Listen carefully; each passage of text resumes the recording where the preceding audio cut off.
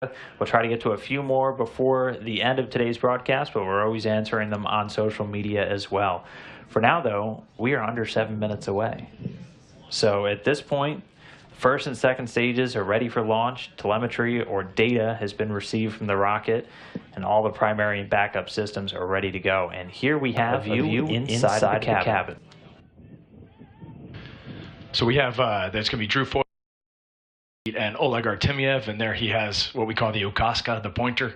For the commander, they sit a little further back, and it's hard for him to reach all the switches, so he's using that to enter some data. And then you can see their talisman. It looks like Oleg is playing with his talisman there, and I think it looks like Drew has one as well. And then just off screen is going to be Ricky Arnold, and we'll get to see some live shots of him later. Yeah, and we do have some info. So for Drew, he has, it's called Kredek the Mole, also known as Krat in Russia. It's a cartoon character that was very popular throughout Europe from the 1950s through today. The creator from the Czech Republic, a larger one, actually flew with Drew and his crew back on STS-134. So we'll see a couple of zero-G indicators, and if we get a view of Ricky Arnold, I've just been told he actually has a small hula girl to commemorate the crew's call sign, Hawaii. That's outstanding. Being from Maryland, I thought he would have a Baltimore Oriole mascot. I know he's a huge fan. I would have supported that. All right, but at this point, again, we are 5.5 minutes away, and we just got word that the launch key has been inserted. Yes, it's an actual key. Somebody gets to carry around the launch key. And if you're lucky after flight, you may get that key. I did not get mine from our flight, but I have seen the launch key from previous Soyuz. My commander had his from his first flight, and it is, no kidding, an actual physical key. What does it look like? It's a small key that you would put into like a small lock. It's not like a giant key. It's nothing fascinating. It doesn't look like it's out of a Harry Potter movie. It's just a regular old nondescript key. I feel like we could have so much more fun with that, like make it shaped like a rocket or something. All right, so at this point, 4 minutes, 45 seconds and counting. System's going to be switching over to onboard controls. Those cockpit displays being activated. We saw Oleg with his little pointer object that he's going to be using to help send commands throughout the Soyuz's flight to the International Space Station. And the helmet's closed, putting them on that suit oxygen. I think, as you said, it's already constantly circulating, and they can control the pressure with that little valve on their suits.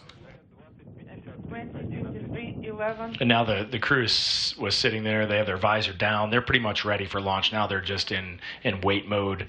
Like you said, the suit ventilation is running and keeping them cool. It's quite comfortable when you're in this mode. Your gloves are on, so now it's a little harder to turn the pages in your book. It looks actually like Oleg is using a tablet nowadays to review his flight data file, and that makes it a little bit easier.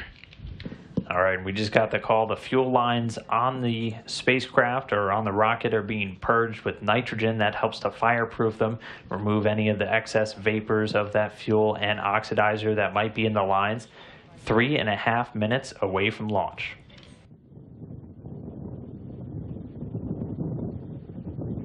So 3.5 minutes away from launch. What's going through your head right now if you're in that rocket? Now you're 100% ready. You don't want to wait anymore. You want those engines to ignite. One interesting thing, the person that they're talking to, the Russian flight controller that the crew is talking to, this person has trained you for about the last 1.5 years. So you're great friends. You know them super well. You probably know their family, and that's a real comforting voice. So the only person you're talking to right now outside the crew is that we call it Shestnatsy Treti. That's their call sign, and you know that person well. All right, we are coming up on 2 minutes and 45 seconds, getting the thumbs up, the little fist bump from the crew there. Looks like they're definitely ready to go. And so at this point, the booster tanks are being pressurized for flight. This just helps to optimize the flow of all of that fuel. Also actually helps add some structural support to the rocket itself. Again, everything looking good. It's a night launch, so things are about to light up very much so there on the steppe of Bajkonur in Kazakhstan. Teams only about a mile away watching the launch from NASA and Roscosmos. We are coming up on 2 minutes.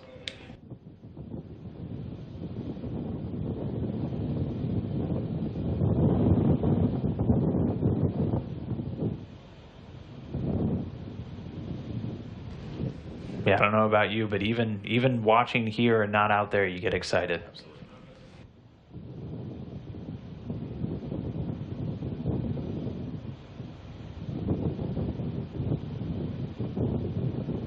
All right, 1 minute, 40 seconds away from launch. Everything continuing to count down. No issues with the rocket. Again, we're going to see some of those umbilical towers separate from the vehicle. When the second one separates, that means you're only 15 seconds away from liftoff.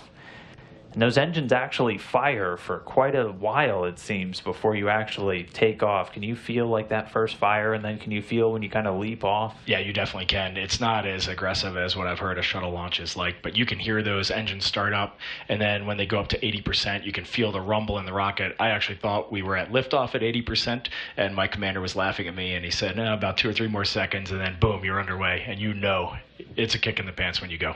It's like, Reed, no, we're still here. All right. 1 minute away. 1 minute prior to liftoff. Everything is nominal on board. We are ready for launch. All right, still getting good calls. The vehicle now on internal power. There's that first umbilical separating away. Pretty soon we'll have auto sequence start. At this point, the ground propellant feed, so all the fuel flow into the rocket, has cut off. We are under 30 seconds.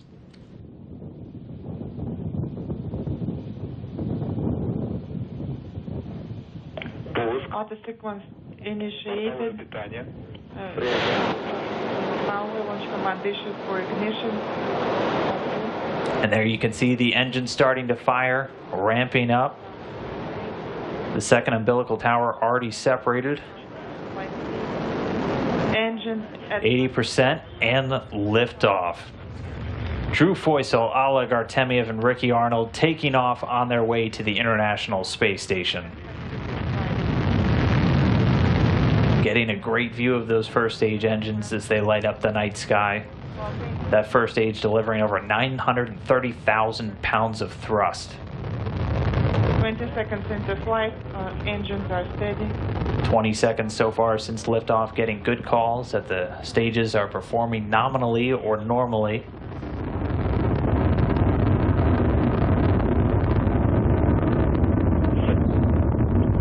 Looking very bright here on camera. I can tell you when you see these at night, it's like looking at the sun. It almost hurts your eyes, but you can't tear your eyes away from it. On board, and yes, we are seeing you on camera 1 screen.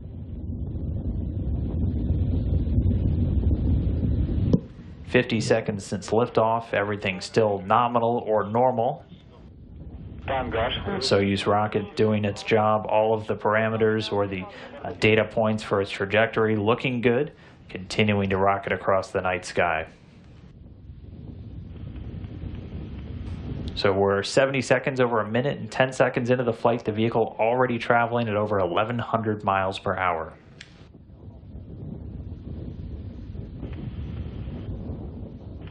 "90 seconds into flight." So again, this first stage going to continue firing until just before the 2-minute mark. First, we'll hear the escape tower being jettisoned. And then following that, those strap-on boosters, those 4 liquid-fueled boosters on the first stage will be jettisoned. We should hopefully get a good view of that here on the video, as it is a very crystal clear night.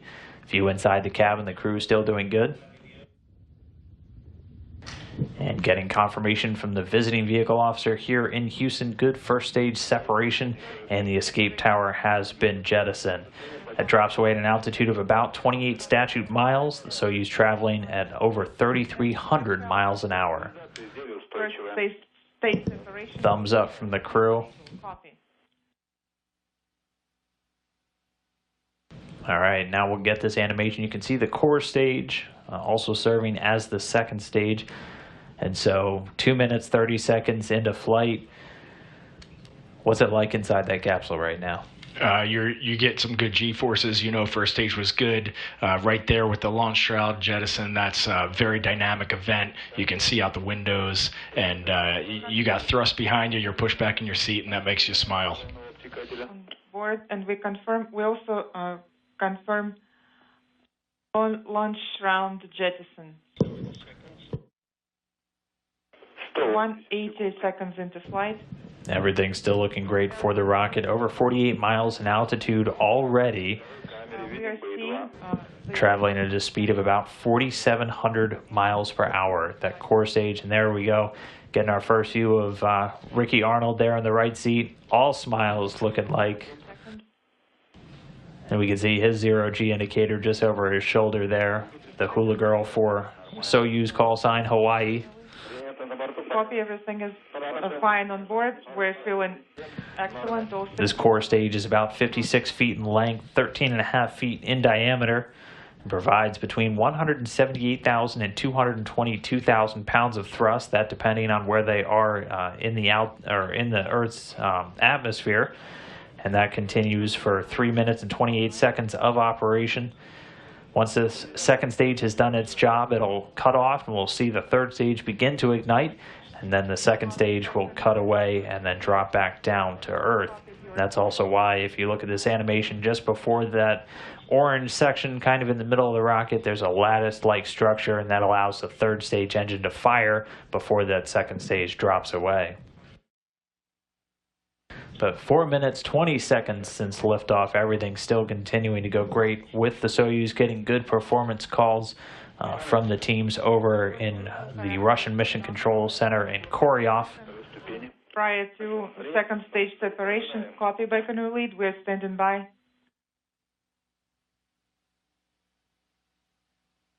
And so while they continue to fly uphill, I've always wanted to ask, when we get those in-cabin views, it almost looks boring for the crew in there. Like it almost looks like there's not a whole lot going on, but it's got to feel completely different when you're sitting in that seat. It feels completely different when you're in that seat. There is nothing boring about this phase of spaceflight at all. This is about as exciting as it comes. Landing is maybe a bit more interesting, but this is as exciting as it comes. Copy. All right, well, all the crew inside. Again, NASA astronauts Drew Feustel and Ricky Arnold, and Oleg Artemyev, the Soyuz commander, there in the center seat. Camera 1. Over 5 minutes and 23 seconds into their flight. Keep an eye on all of those different talismans hanging over them. Once that third stage cuts off, you should see those start to float, and then that'll be kind of your first view of life in microgravity. Excellent. In celebration mood. Copy. 340 seconds into flight. Copy. And combustion chamber pressure is nominal. Copy.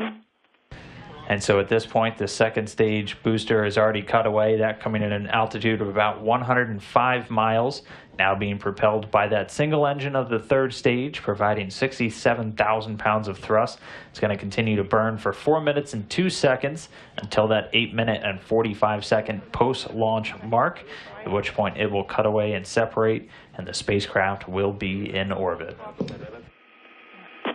Everything on board is fine.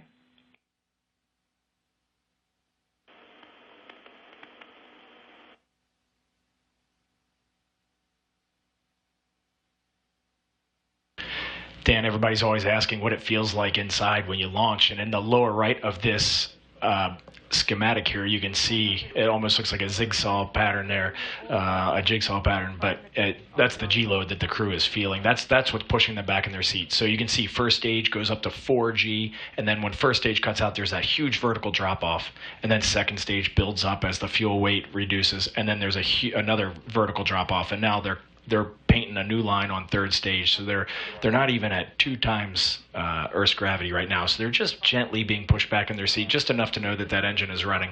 Roll or nominal. Copy. Those are pretty quick drop-offs. They're instantaneous drop-offs, so you definitely feel those. Those are very dynamic phases of the ascent. All right, well, still getting good calls, normal performance of this third stage engine. We're about 7.5 minutes into the flight, velocity approaching 13,500 miles an hour. Everything is nominal. Copy. Again, once that third stage is done with its job, the Soyuz will separate, and then they'll execute a series of commands, all pre-programmed in, to prepare the Soyuz to fly around in outer space. And those will allow all the onboard computers to deploy the solar arrays, which you can see the blue cells folded up alongside the body, and also a bunch of antennas. but everything's still looking great. We should have about 40 seconds until that third stage cutoff. Nominal on board, and the cruise mode is festive. And you have 30 seconds prior to third stage separation. Copy. 500 seconds into flight, everything is nominal.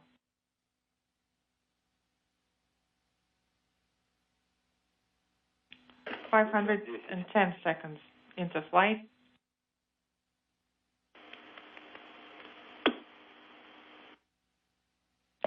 520 seconds into flight. Please be prepared for GK3 command. We are ready.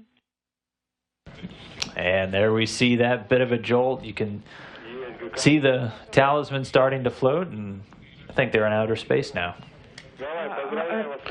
Welcome to low Earth orbit. Congratulations with the successful launch and insertion into orbit.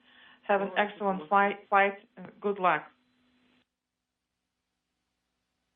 And we have confirmation the third stage has shut down and separated.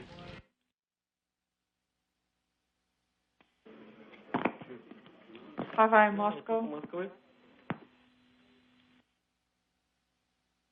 And getting confirmation from the visiting vehicle officer, all solar arrays and antennas have been deployed. So a healthy Soyuz spacecraft now in orbit. 3 crew members, Drew Feustel, Ricky Arnold, and Oleg Artemyev, ready to chase down the International Space Station. So their first taste of microgravity has got to be a feeling of relief, accomplishment, excitement, wonder. I can't imagine what's going through your head when you're in that moment right there. I think you nailed it, Dan. Relief and extreme excitement. And then you see the crew, they're not taking any time to look outside right now, Dan. They're making sure their vehicle is safe to continue the mission. They're checking the pressurization systems. They were just closing some oxygen valves, and they're going to go through about a 30-minute process now of making sure that they are not leaking any of that precious atmosphere out into the vacuum of space. So this is actually a very busy time for the crew. You can see Oleg and Drew there are kind of working in concert at the same time to make sure all of their systems look great. All right, well, since it's a 2-day flight for them, so with the 6-hour flight, do you get a chance to kind of relax and get out of your suit, or are you in that seat the entire time? I never left that seat. Your commander gets out of the seat for just a few seconds, but the left and right seaters there, in this case it would be Drew and Ricky, they wouldn't leave their seat. But in this 2-day profile, once they check their vehicle and everything looks good, they'll do a few orbital adjustment burns today, and then they actually have a chance to go to sleep up there. All right, well, control and monitoring of the vehicle going to be overseen from this room that you're seeing right here, the Russian Mission Control Center just outside of Moscow. And again, they're relaying all the data over to us here in Mission Control Houston. Again, we heard good confirmation of solar array and antenna deploy. So a healthy Soyuz spacecraft in orbit, ready to begin its chase down of the International Space Station. The AKG was not initiated when we pressed the initiation button. Well, I'm standing by for the first EP measurement. First measurement, this is Hawaii 2. Time is 20. As the pressure is 794. BO pressure is 002. BO pressure is 800. It is 855. Copy Hawaii. And now, Hawaii. All right, well, now that we have a crew safely in orbit, we wanted to take a couple moments, answer a few more Twitter questions. Again, if you can always use the hashtag AskNASA to send them along. This one comes from Manish Kumar Mishra, who wanted to know, how does the research that you're doing in space help prepare to send humans to Mars and beyond?